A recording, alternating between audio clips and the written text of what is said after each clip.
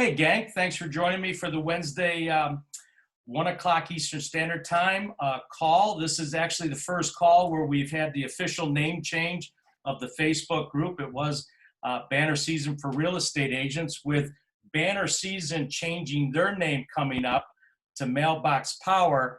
I felt it was time that we made the change, so we went with the change, Mailbox Domination on there. They didn't want me to use Mailbox Power, which I understand, so we went to Mailbox Domination. I'm very excited today. My guest is Brandon Mulrenin. Brandon has quite the extensive resume. I just wanted to go over that with you, and Brandon's on now. Brandon, just for your information, we do have now about 375 members of our Facebook group in just a little bit over 2 months. Interesting, and I track this information, Brandon, that approximately about 100 of the members are not associated with FSBO Domination. So it's a different group. So that's why I kind of want to go over your resume a little bit, so they know who this good-looking guy is in Michigan that we got on today. So Brandon is one of the premier real estate coaches out there. He is CEO and owner of FSBO Domination. That's where I met Brandon 2 years ago. He was actually an agent himself, and he got into doing FSBOs. This was back about 6-7 years ago, and he was converting between 80 and 100 listings with FSBOs alone during that time, and he became quite the authority doing that. Brandon also has started his own brokerage, which is Brookstone Realtors in Michigan, which in turn now has shot out into its own title group and mortgage group. And I am very honored and pleased that Brandon is my partner in doing this Facebook group, Mailbox Domination for Real Estate Agents. And we specifically, when we sat down and talked about it, we wanted to create a platform which was free for people to join. Brandon has his private group for FSBO Domination, and we wanted to extend it out there to include everybody. And that's what we did. So Brandon, thanks very much for joining me today. Happy to be here. I'm excited to hopefully provide a lot of value to the audience. And man, I want to just be around you every day with an introduction like that. It makes me feel good about myself. So I appreciate that warm introduction, and I'm excited and honored to be with you guys today. Sure. First off, did I leave anything out? Did I not hit the highlights? I'm not that smart. I'm not that good looking. Pretty dumb guy. I just really like to take massive action. So if anything was, my claim to fame, it wasn't because I was very good in school, barely finished high school, didn't grow up with a great family setting. It was just because I took massive action, which hopefully people that hear that, doesn't matter where you come from, doesn't matter how you grew up, you can absolutely succeed in this business of real estate. Fantastic. So Brandon, as we sat down and we got going into Banner Season, and I kind of stumbled into that by accident because I was a big believer of FSBO Domination. And in my particular area, only about 10% of the FSBOs actually answered the phone. And I needed to go do my 20 previews a month if I was going to stay on Brandon's FSBO Domination plan. So I started going to open houses, went to 75 last year, had great results with that, just about 10% in listings. COVID-19 hits this year, and all of a sudden, no more open houses. And I remember going back to 2019, you bringing up Banner Season, and that's kind of where we are now. So the big question that I always get in the group, and I thought it'd be best to ask you this and start with this, because I'd like to do about 30-40 minutes of interview, and then leave some time at the end for questions and answers, if that's okay with you. One of the biggest things I hear from agents all the time, they texting me, they're emailing me, they're calling me, is that where in lead generation, we have all the different modes of lead generation, where do you feel Mailbox Power / Banner Season fits into that mode? Yeah, great question. Yeah, I think you're right. I think that regardless of if agents are new or they're experienced agents, the word lead generation to them is a very, very overwhelming thought. They know they have to do it. And the overwhelming thought is, how do I go about doing it? Because this conversation, Steve, starts off with all the voices that we hear in this industry. We've got all these people telling us to do all these different things, which creates a sense of overwhelm for real estate agents when it comes to lead generation. I believe with every fiber of my being that direct outbound prospecting over the phone is at the top of that lead generation pillar. Now, I can spend a lot of time on the why, and maybe we will here, or maybe we will do it another call. I believe that there's nothing going to replace that. Now, the problem, like you and I have always talked about, it's very difficult to help an agent do that, right? Most agents don't come from a direct sales background, certainly not a direct outbound phone business, right? So it's very hard to get them to do that. And then if they are doing it, it's even harder to train them on how to become good at it. So I think that's first and foremost. As it relates to a banner season and direct mail, the reason why I believe in that so much as a supplement to prospecting or a top of the funnel lead generation system is because digital marketing right now is like the new crave, right? And people's eyeballs are inundated with a bunch of things on the digital platform. What went away, which is now opened back up, is this new is a methodology through direct mail, right? Because when I don't know, probably 70s and the 80s, the mailbox was filled with mail, filled with marketing messages. Well, now it's like next to nothing. I go get my mail, I got like one thing in there. There's nothing in there. Right. So with this amazing tool, the reason why guys like you and I like it so much is we're able to put a compelling message in front of a direct audience. Think about that power, you guys, real quick. A compelling message to a targeted audience, like a for sale by owner, like an expired, like an absentee owner, and it say exactly what you want to say that sometimes, Steve, we can't get out in a phone call, whether they don't answer or we're not skilled enough yet to be able to articulate what we want to articulate. Well, and I should go grab it. Hold on, I'm going to grab it right now. What's so cool is that when we put our direct mail piece in front of the for sale by owner, they can't help but read it.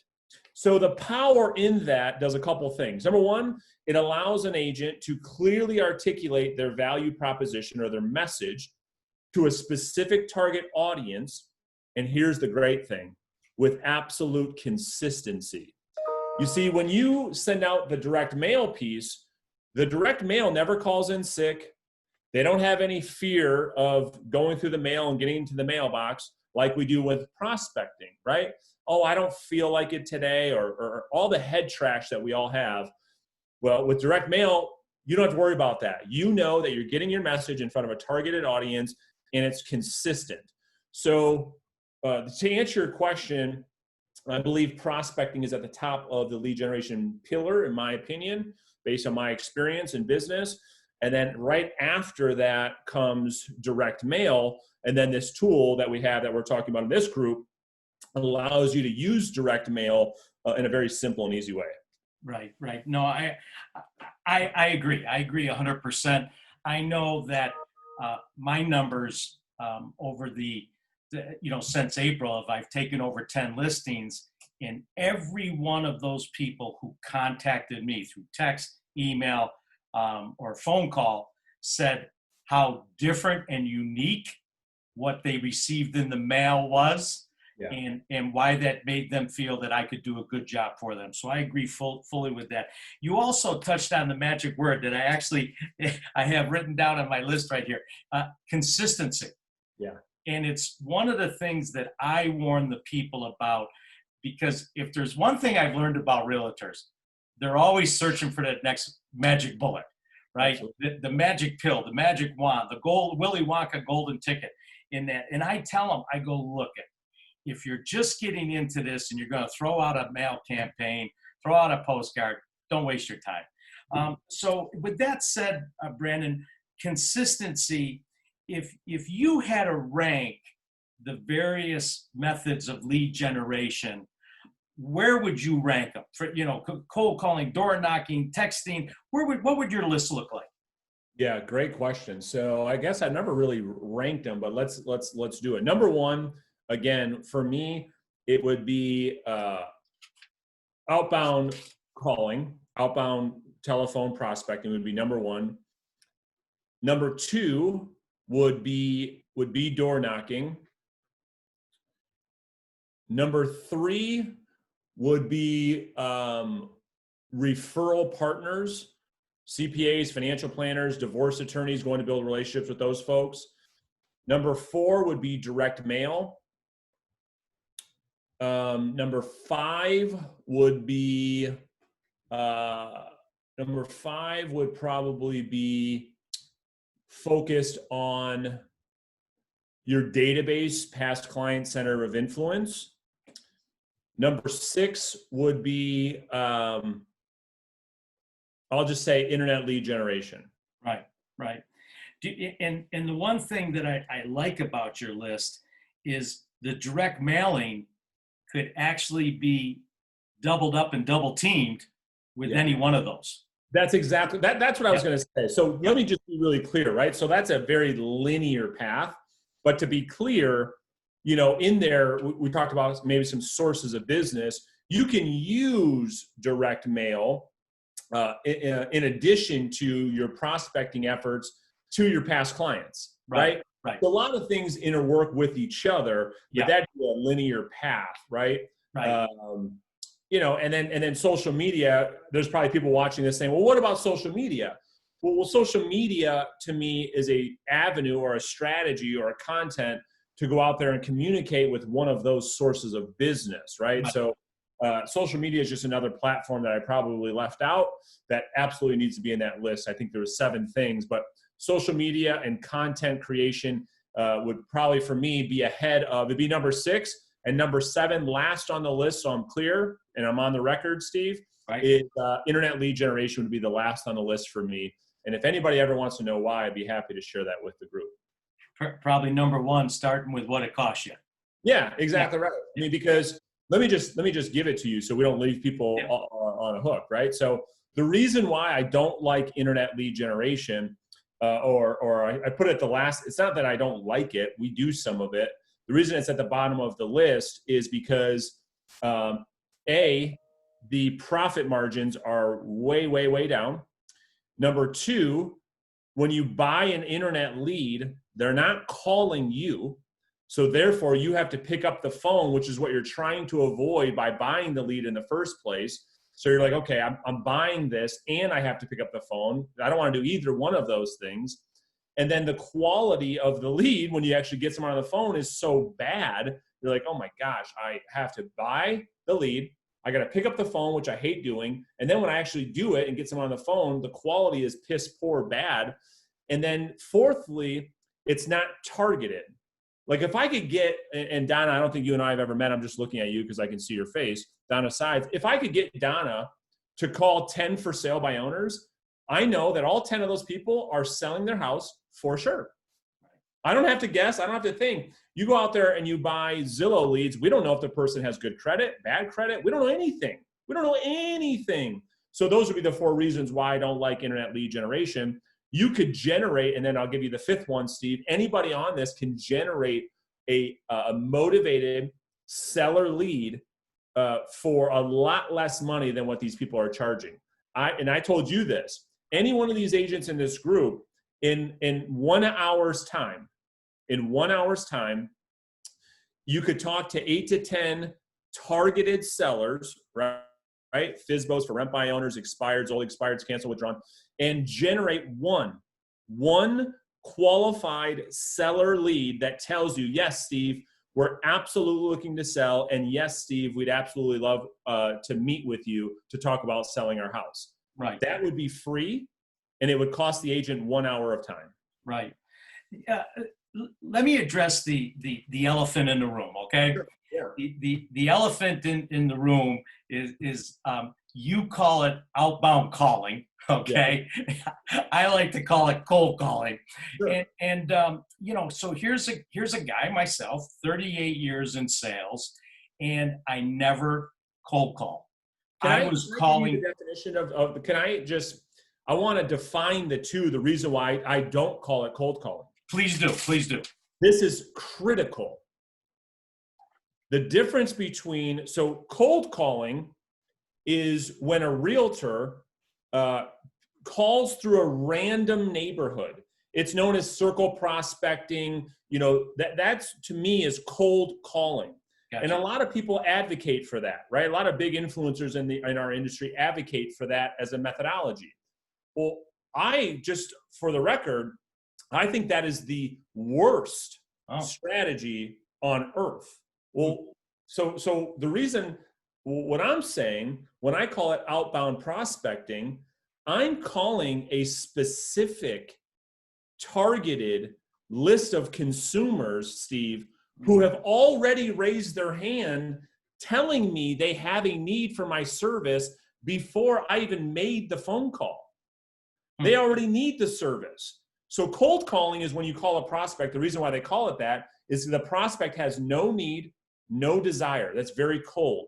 Well, we would all agree on this phone call today that a for sale by owner, without a shadow of a doubt, already has a need to sell the house. They already know it. We already know that, right? And that we know if they can't sell it on their own, what does a realtor do? What is the service we sell?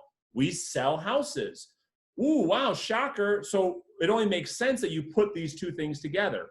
Targeted list of people that want my service. I call them and offer my service. To me, that is not cold calling, right? Gotcha. So that to me is the differentiating factor why I don't call it cold calling and why I agree with you. Yeah, if you just sat on Mojo and called through random neighborhoods in Virginia, yeah, that'd be a huge waste of life. But if I can get an agent to call a targeted list of people that moved into assisted living, well, I know 87% of those people have a house to sell. Well, what do we do as realtors? Oh, yeah, that's right. We sell houses. So it's a very different outreach because the person already has the need. Gotcha. And that, and I'm glad I got you there, so that if I understand correctly, and so we little clarity here, you would rank outbound prospecting, calling a FSBO along that lines, somebody that you know is going to need to sell a house, as number one. 100%. Cold calling, circle prospecting, picking up the phone, you're trying to see if they maybe would you sell in 7 years from now. That would be cold calling, and that probably even rank down there below buying leads from Zillow or some other source. That's right. That would be number 8. So okay. That rounds out my top 8. Yes. Good, because the one of the things that when I first got into it, I called 60,000 people in 3 months, 2 triple line dialers. That was cold calling. That's right. And it was terrible. When I joined your group, it was a greater experience because, just like you said, you taught me how to talk to the people on the phone because they were selling their house. That's exactly right. Your business, you're right. I'm sure everyone here knows the story. This is a great interview. Hopefully you guys are getting a lot of value out of this. You made the 60,000 calls when you first got in the industry. You didn't get anything. No. Well, then all we did was we took your natural ability as a salesperson, which you're great, and we put you in conversations with a targeted list of people with a specific strategy, and your business went into the atmosphere. Yeah. You made that little tweak. That's kind of what I'm suggesting here. Yeah, no, totally. So let me ask you this follow-up question. Great response right there. And I really feel we're giving the folks some really good value here today. So I thrive on face-to-face. Okay. Sure. I have the personality. I've done Oh, my career, I've probably done 1,000 trade shows, from everything from World of Concrete to World of Equipment to movies and premieres and everything in my former life. So I got very good at talking to people coming down an aisle who I didn't have anything in common with, and finding that thing that we could talk about. So I took to heart your message: face to face changes everything. Okay. So with a new agent that is doesn't have a lot of experience, maybe doesn't have any sales or anything like that, your 1.0, we'll call it that, I think you still call it 1.0, is setting up a preview appointment, correct? That's correct. Yeah. And where do you feel the advantages then of getting that preview appointment? Where do you think that really sets home for that Yeah. new agent? Yeah. Good question. All right. So I'll tell you why. So let's pretend for a second that all 20 people on this webinar and the hundreds and maybe thousands of people that are watching this in the future, let's just pretend that I got them to buy into the fact that they're going to prospect every day. Okay. Most won't, but let's just pretend I got them to do it somehow. Now they're prospecting. There's one of two paths you can go down when prospecting. The old traditional route, Steve, the way that I grew up in the industry 16 years ago, and even further back than that, is an approach that suggests that you use some type of high pressure tactic over the phone to try to set an appointment with a prospect that you don't have any relationship with yet about getting their listing, right? The conversation was taught that I'm going to be convincing in a way, Steve, that has you bought into the idea of hiring me to list your property. And it's still being used today, okay? Now, it's not that that doesn't work. It only works for the highly skilled, highly confident real estate agent, okay? Now, most new agents, to your point, don't have the skills, don't have the confidence. So therefore, when they take that advice of like a Mike Ferry as an example, it doesn't work for them, right? So they say, you know what? It's prospecting. They blame it on prospecting doesn't work. The reality is their skills aren't high enough. So what I did was I said, I know most people are like Steve Angeline. The way that you just outlined that was most people tell me, including yourself, if I get face-to-face, I'm fine. I'm actually really good. When I'm face-to-face, everything goes really well. So I took that. This was like 5 years ago when I designed this whole thing. And then I took the other concept of when I got face-to-face with a prospect, a for sale by owner as an example, what they would tell me when I was face-to-face with them was so different, Steve, than what they were telling me over the phone. I'm like, wait a minute, am I at the right house right now? You were like really mean on the phone. And I thought you were going to punch me in the mouth when I got here. And you're like cooking me breakfast right now. This is incredible. So I had this huge aha moment in my career. I'm like, wait a minute. So, okay, and let me just give the audience one more tangible example. I would talk to a nasty for sale by owner, right? You know what? I hate realtors. Leave me alone. Never, I don't want anything to do with you guys. And when I was growing my career, I got the appointment and I would go there, and through skills, the person was like, wow, I'm so happy you came over. I'm like, holy crap. So all that I need to do is get more face-to-face appointments. So here's what it does for a newer agent. As they're growing their skills, as they're growing their confidence, okay, when they focus on getting that face-to-face appointment, we only want an agent using the telephone to get a face-to-face appointment where there's no pressure at this point in time between the agent and the consumer to have any expectation of doing business together at this point. Well, this does a couple things. Number one, it allows an agent to get wins easily. So now I can have an agent call for 20 minutes and they set one of these appointments. And now they look at me like, wait, this is like magic. I'm like, I know, I understand you're excited. You're excited. Then they go to the appointment and they're like, wow, that went really, really good. right? And so now I'm getting the agent to buy into this process of prospecting. It's that same story about how to boil a frog. You put a frog in boiling water, what do? They jump right out right away. But if you put a frog in warm water and you rise the temperature over time, the frog gets boiled, never moves. So that's what I learned when I'm training agents, is if I can have them focus on getting small wins, which is a face-to-face appointment, they start to buy into the fact of how valuable this telephone is.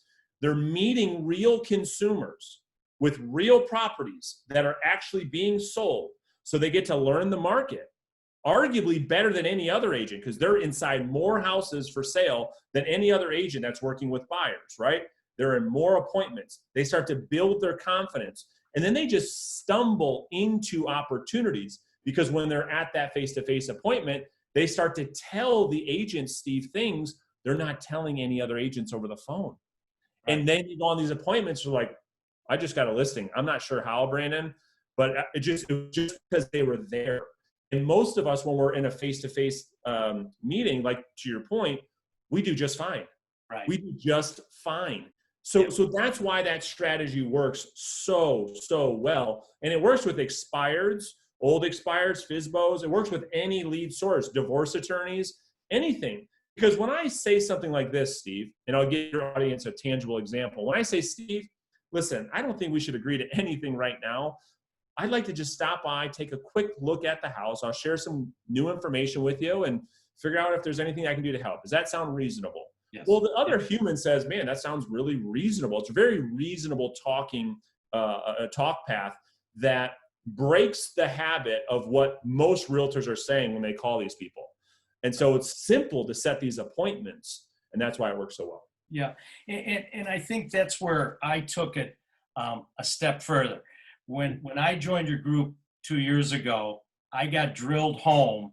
If I was going to be successful, and I was going to get approximately 5 to 6 listings per 100 previews that I went on to, I knew that I needed to up my game, and that's why I started going to the open houses.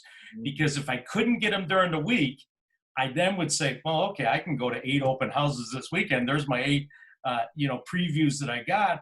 And to your point also too, yes, 38 years sales experience. Yes, I've got a lot of experience, but I was new in real estate, and I was so much better on my 10th preview, and so much better on my 25th one, and my 40th one, and my 50 and 75, that it became just natural going in and having a conversation. That's right. And I tell the agents, because they say to me, what do you go say when you go see them? I go, just have a conversation, Yeah, and we could get into what do you do when you get there and all that. I think that the point is, going back to these 2 paths, when an agent says, okay, I'm bought into direct prospecting, I know if I can do that, I control my own destiny. If they're taking that approach of the old traditional path, they don't set any appointments. It takes them maybe months, but in that time, they quit. And now they're on this path of searching for the magic pill, as you put it, right? Because they tried this thing, it didn't work, and now they're totally immersed in shiny object syndrome. They try all this stuff because prospecting didn't work for them. Well, they just didn't have the right methodology. Right. So I'm going to take you back now. Yep. You weren't a coach. Yep. You were straight up a real estate agent. Yep. Okay. You were a successful real estate agent at that time, but you weren't closing, 50, 60, listings a year. What was Brandon's typical lead generation day look like? Bring me back to that point. Yeah. So here's I'll give you, that's a good question. I grew up trained on the phone. Okay. Call it lucky, call it what you will, in the mortgage business. Okay. So I worked for Quicken Loans when I was young. I started there when I was 19. Well, Quicken Loans, through prospecting, became the #1 financial institution in the world. So nobody could ever argue to me and say, prospecting doesn't work. Well, that's malarkey. They're the biggest financial institution on planet Earth. And they did it in 30 years versus their competitors that were in business for 100 years, like a JP Morgan Chase or a Bank of America. So I leave the mortgage industry. All I know is the phone. So check this out. This is the same thing that I talk about on like my YouTube channel happened to me too. Watch. So I get in the industry and I say, well, I'm going to just crush this through prospecting. And I start doing it. Now I'm new in real estate, right? So the conversation is different. I don't know what to say to a for sale by owner. I don't know what to say to an expired when I first started. So it was like a kind of a shock, like a sticker shock. I'm like, what the heck, man? This isn't working as well as it did on the mortgage side. What's the problem? So there was a stint where I got caught up myself in shiny object syndrome. This is where you guys heard me use the story. I had 200,000 on credit cards. I was trying Zillow and direct mail. I had billboards. I had radio ads. I had Facebook ads, Google ads. I was spending money like you wouldn't believe. I was with every coach on the planet. I was bouncing from one coach to the next coach to the next thing to the next thing. So once I got past all of these inefficiencies and this huge insecurity, I said, no. It took me a minute. It took me $200,000 to get back to the truth, which was I got to hone in my skills, right? Because I tried everything. And this is why I can be so blunt or certain when I tell you guys with direct prospecting. So I did all of that stuff, and it yielded like little bit of results, like a deal here and a deal there, a deal here and a deal there. So then I got past that, and I said, you know what? I'm just going to commit to prospecting. I'm going to commit for 1 year. I'm going to commit to 1 year, and I was a maniac. I did 50 contacts a day. I totally detached from the outcome. And so my first full year, so I started and I had like 9 months. This is when I spent all this money, right? And then my first full year in the business, I have a YouTube video about this. I made $350,000, of which all came from direct outbound prospecting. And I was 50 contacts a day. I'd get in, I'd start calling expired listings at 8 a.m. and I would talk to 50 people a day. And I was diligent about doing this every single day. Now I had follow-up systems in place, right? I had a social media content strategy in place, right? I had systems that were supplementing my prospecting, and I was calling people I knew, calling people I didn't know, but it was 50 contacts a day, every single day. And my first 12 months made over $350,000 through direct prospecting, and my margins were amazing. And then I never looked back. And then after that, I sold over 100 homes, hired a full-time assistant, Jen, who you know, and I did that every single year to the point where I grew my brokerage. I did that for like 4, 5, 6 years in a row. And just to clarify something on that, that was Monday through Friday or also Saturdays and Sundays? Good point. Good point. First 2 years, I had one late night session from 6 to 8 where I would prospect. And then I had 2 Saturday prospecting sessions per month. That was for the first 2 years. And then it became no nights, no weekends, because I didn't work with buyers at all. I had one buyer's agent, one assistant. My buyer's agent's still with me to this day, okay? And she works with all of my buyer business, every single buyer. My mom, she works with Jen, not me, you know? And so I committed to honing this craft of becoming a great listing agent. And so that's what it looked like. Right. And I got to think with that type of schedule, and that's a great story. I have heard bits and pieces, but that's a story that needs to get out there. A lot of times agents see somebody who's had success and they forget what they had to go through, the mud they had to climb through to get to that success. It just didn't happen overnight. Yeah. And that is such a great point, because I always say that to people. I say, do not compare your chapter 1 in the book to somebody's chapter 20. That is another byproduct of shiny object syndrome. They'll listen to a podcast or an interview like this, and someone will say, well, I'm crushing it with input whatever you want, Zillow ads, Facebook ads, banner season. They don't know that person's been doing that, honing that craft for 3 years. They try it for 30 days and say, oh, that don't work. That's crap. Right. Well, they're on chapter 20, you know. Yeah. I prospected literally for 5 years in a row before I ever made my first real estate prospecting call. Think about that. Right. Right. I was on the phone for 8 hours a day before I ever called my first FSBO. So yeah, you make the first dial to an expired. It's probably not going to go great. That's okay. It's going to take some time, to your point. Right. You know, it's the same feedback I get with banner season. That's I had an agent call me just a few days ago and said, it's not working. And I didn't want to post this up in the Facebook group out of respect for you, but it's not working. And I said, well, I appreciate that. Let's talk about the numbers. How many FSBOs have you been in contact with? He said, I sent out 30. And I says, okay, that's a great statistic. You're tracking 30 FSBOs. Yeah. I says, great. How many mailings did you do per FSBO? 1. Yeah. And I said, wait a minute. You sent out 30 postcards and you're pissed off you didn't get a listing?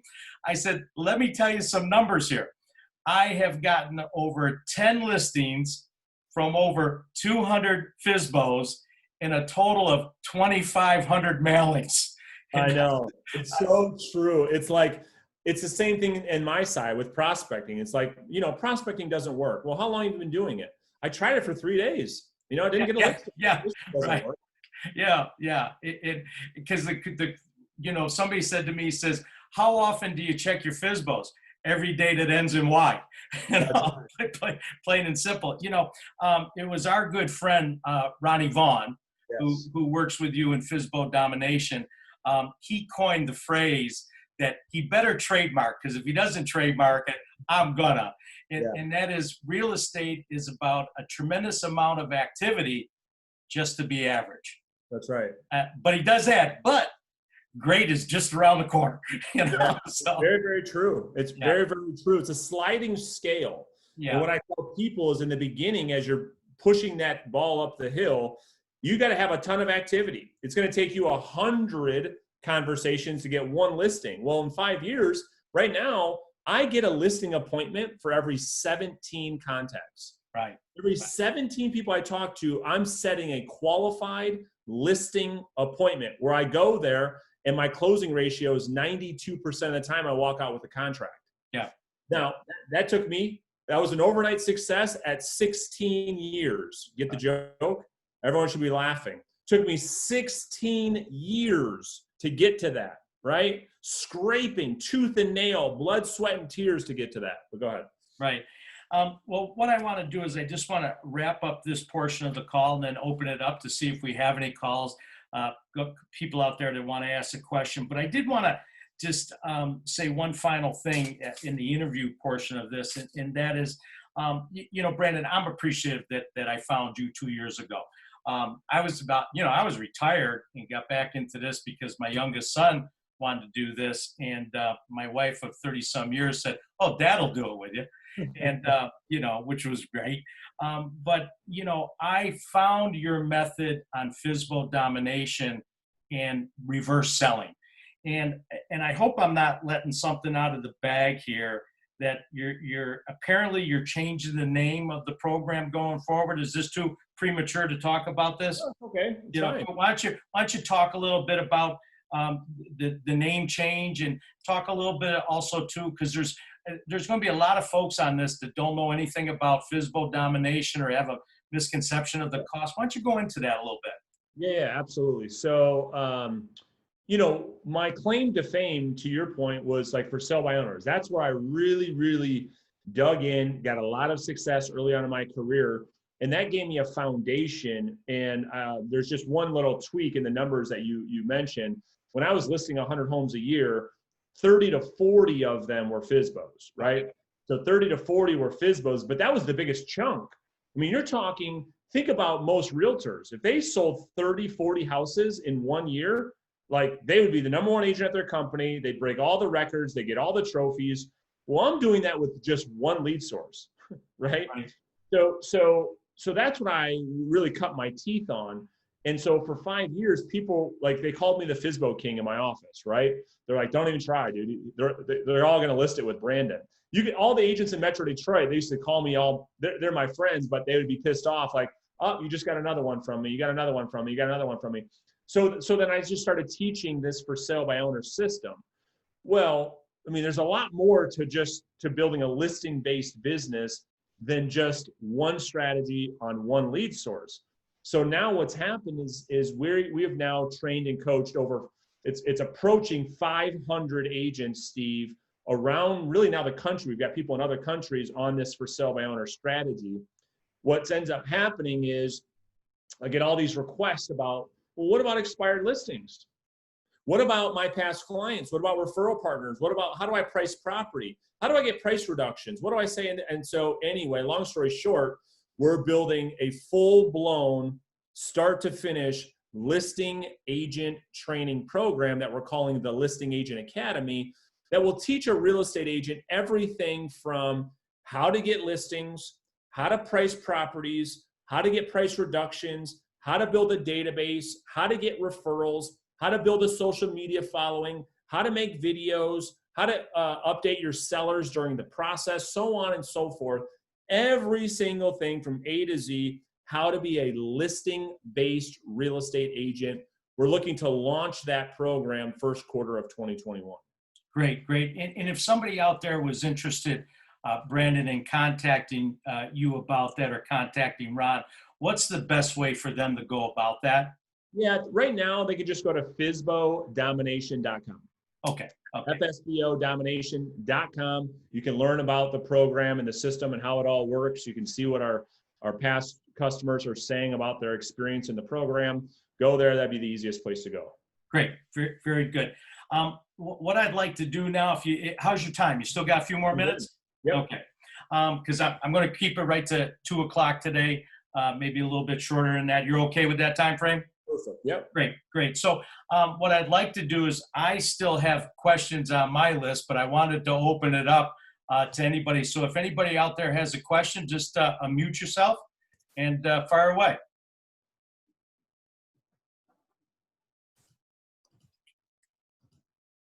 Hi, Steve and Brandon. This is Raja. Yeah, Raja. It's a great great session. I love the content from both of you, Steve and Brandon. And I just enrolled Brandon in your program, and Steve, have been attending your event from last week. It was great. I just had a quick question. As I'm learning about the program, initially I heard there were 8 cards to send out on the campaign, but I think it is now condensed to 3 cards. So is it is it okay to send out the campaign with just 3 cards? And what would be the ideal duration between the cards, between the first card and sending out the second and the third? Or do we need to go with the with the old 5 cards or 8 cards? What are your thoughts? Yeah, I got a couple thoughts. I'm sure Steve's got a couple thoughts here. So Go ahead. Great question, by the way. So what Steve and I used to do was, it's an ever evolving thing on trial and error. So what I used to do is I had this value proposition, right? So a bunch of different things that we would offer to, a for sale by owner. And so what we did was we put each one of those value propositions on a specific card like this, right? And each card would say essentially something different, right? And each week I would send them out. We'd send them out weekly, and there would be 7 cards over 7 weeks. Each week would say something different, and it worked fine. And then what Steve and I said, well, the best marketing on earth is the same message to the same prospect over and over and over again. So I don't know that there's one size fits all, which is a trial and error on what works best. But that's why you're probably seeing 2 differentiating methodologies. I'd be interesting to see, Steve, what you're doing these days that's working the best. Yeah. So in fact, stay tuned. You'll probably see a 3rd one and a 4th one. Exactly. Because I keep tuning it. Raja, how I would answer your question, and I use this a little bit different out there. To me, it's a math question. And what I mean by that is that I've had the same accountant now for 40 years, who is also my best friend.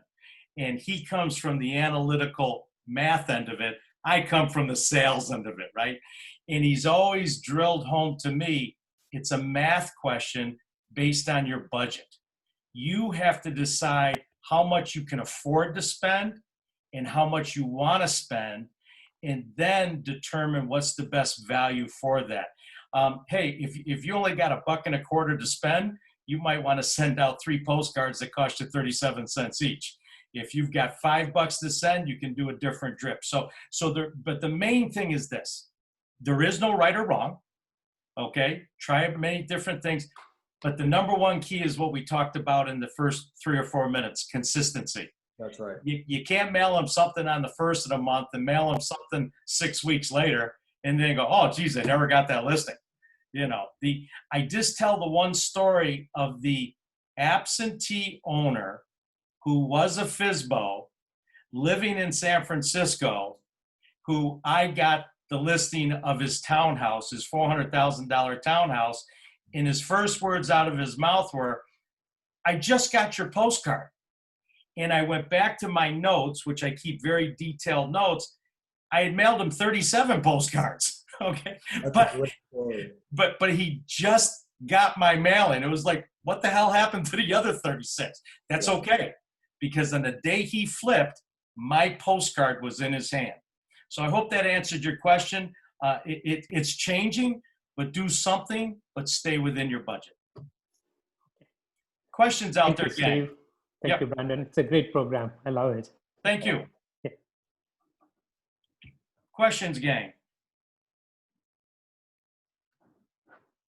Don't be shy. No. Hey, it's Donna from Boston. Thank you so much, Steve and Brandon. This is great. I just have a comment, really. I'm a door knocker. Good. And, but every now and then I've got to get my mojo back up. If I don't do it consistently, I'm talking myself out of it. It's a constant battle in my head. So how and I'm just sharing this for other people, and maybe you can relate it to cold calling or doing your prospecting. What I tend to do is when I haven't, I do it weekly. I'm only doing it weekly right now. But what I do is I call on someone I know that would be a warm, that would receive me well. I do a few of those. And then I get back into the confidence comes back, and it's not really, it's just the unknown of what I'm going to come into contact with, or their reaction to me, I guess, especially with COVID. You just don't know. So you're always second guessing yourself. So I would say to people, even calling, just, practice calling some people that would receive you, get back into the swing of it. It's a constant message I have to give myself. But with banner season, what I'm planning to do is supplement my door knocking. And I was even thinking, and I would just want to run this by folks of, I've had a conversation with these people at the door. I sometimes aren't successful to get an email or a telephone number. I'm working on my script to get that. But then they're in my neighborhood or in my area. And the other thing that I just lost the other thing that I wanted to do for these folks, some of them aren't selling right now, but what I wanted to do was to take a picture of their home and, maybe quarterly send them something with a market update. Now, do you think that's weird? And, because I've got different responses. People are saying, oh, people aren't going to like that. They're going to call you out on that, or because they're not in the market. Anybody have any thoughts on that? Am I overreaching here? What? Sure. Go ahead, Brandon. Yeah. All right. Couple things. Great thoughts. Great comments, by the way. Thanks for the participation, Donna. One thing is, I'll give you one piece of advice on the first thing you said, and I'll give you one piece of advice on the last thing you said. The first piece of advice on working your way into taking action versus not is, and Steve's heard me say this a million times, the way that you take action consistently is by detaching 100% of the outcome. Okay, so instead of saying, ooh, I don't know how this is going to go. I don't know how this call is going to go. I don't know how people are going to react to the door. We need to focus all of our energy on the action that needs to be taken. As an example, for you, that's door knocking. Focus your daily win, weekly win on everything Donna can control, right? So as an example, this is you talking. Here's your affirmation. I, Donna, am going to knock on 100 doors this week, 20 a day. And and so that's all I'm going to focus on, because I know if I could just knock the 100 doors, good things will happen. This changes the mindset of, because we're so attached to what's going to happen at the door, to now I'm only focused on doing the activity and letting the results happen. That's number one. Make sense? Mm-hmm. And then two, I love this strategy, quite frankly. The thing is, the people that give us these types of advice are typically people that haven't done what it is that you're doing. And I say that, I call those people, I say never take advice from sheep. What I mean by that, respectfully, Donna, is we can never take advice from people who don't have real world, tangible experience. It's all based on, this is what I think. Well, everyone's got an opinion of everything from afar, right? So my question to people all the time was, well, how many times have you done this? Oh, 0. And how many times have you had a seller say, ooh, I don't like that. You got a picture on that. Oh, 0. It's almost not valid feedback, right? So until we get the actual feedback, I think what you're doing is phenomenal, because Steve's going to tell you in a second, you put that house on this thing, and then you give good market valuable stats, you're now becoming the obvious choice. You now really, Thank you. I think I just needed to hear this. You're 100% spot on. Do not take advice from sheep. Sheep love giving you advice from the sidelines. They don't take any action themselves. They want to say, Donna, don't do this and don't do that and don't do this, when they're not doing anything. Okay. Brandon, along with that point, I'm going to kind of tee you up here on what you just said, okay? So Brandon decided to start his own brokerage was going to go down a different path, was going to go down the 100% brokerage type philosophy. What was some of that feedback that you heard at that point in time?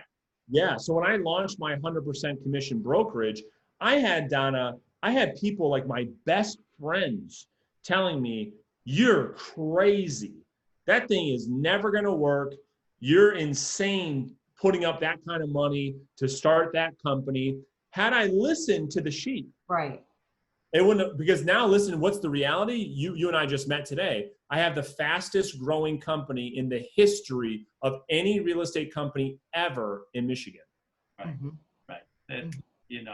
It's the same, Brandon, we talked about with my brokerage here in Northern Virginia, Sampson Properties.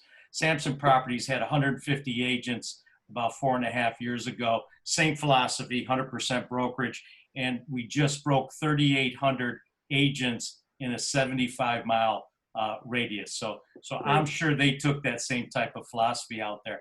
Donna, great question. I want to get to some other folks here, if I could, as we wind down our time here. Anybody else have any other questions they'd like to get in? I know one question, Brandon, maybe you can answer real quick, that somebody just wrote here. I see in the chat. Do you have any idea of what the cost is going to be for the Listen Academy? Yeah, so what we're going to do is, great question, Sally. I saw that too. We are always, all of the things that I offer to this point are like a lifetime type program, meaning you pay one time and then I'm in your life for the rest of your career.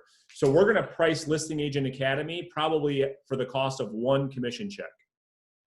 Good. So that's how we designed it, because we said most of our students are getting 2-3 transactions a month based on our methodology. So we typically will charge the average of one commission check ever, and then they get to be with me forever. So they might do hundreds of transactions in exchange for the cost of one. Yeah, and let me just say this, okay? Yes, have I had good results in the first 2 years? Yeah, I'm going to be very close this year, counting last year combined. I'm going to be somewhere around that 12 million mark in 2 years.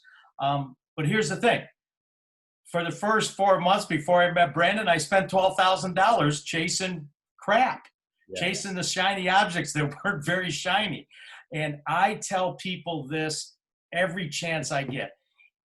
Whatever Brandon's program costs, and I'm not sure the current structure, so I won't say that, but it is less than one commission check, and it's the only program you're ever going to need. You're not going to need to spend any more money on any type of coaching or anything like that. What he gives you is really phenomenal out there, and I can say that from experience.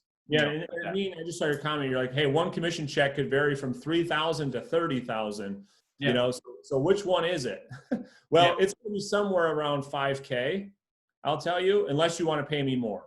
Yes. Unless you want to pay more. The 30,000 would work.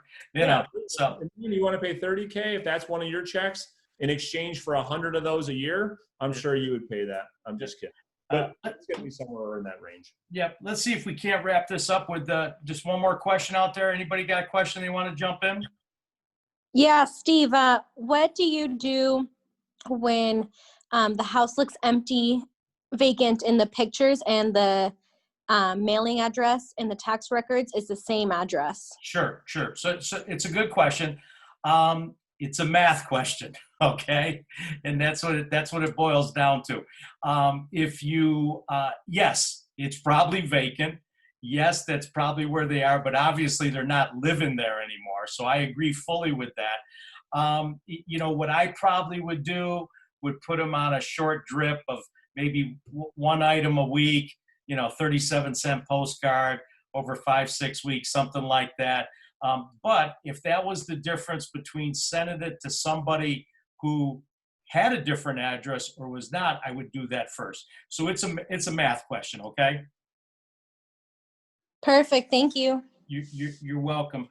Brandon, I want to thank you for coming on and sharing some of your wisdom with that. I am truly honored to have you in my life, and you know, getting to where we're going with this. I know you're excited as well as I'm excited about taking mailbox domination to a whole new level. No doubt about it. You know, and adding a lot of agents on there with that. So just again, thank you. I look forward to getting your listing academy information and getting on that. Folks, I want to thank everybody out there for joining us today. A reminder going forward, I've had a request from another real estate agent, Jim McCord. Jim is actually the original agent, did banner season. He got Brandon on board with this. Jim is an expert in banner season for expires. Jim's going to be my guest next week, but the call is going to change. We're no longer going to do a 1 o'clock call on Wednesday. It's going to start being at 11 o'clock Eastern Standard Time going forward. Jim does his call at 1 o'clock also. And we had agents saying, hey, I can't listen to you and I can't listen to Jim. I said, well, just get in line behind my wife. She doesn't listen to me anyway. So, you know, with that. So calls going forward on Wednesday are going to be at 11 o'clock Eastern Standard Time. Saturday will be Q&A at 11 o'clock Eastern Standard Time. Next week, Jim McCord is going to talk about using Mailbox Power / banner season with expires. Thanks again for joining us. And Brandon, thanks again for your time. My pleasure, guys. We'll talk to you guys soon. Thanks for having me. Bye now.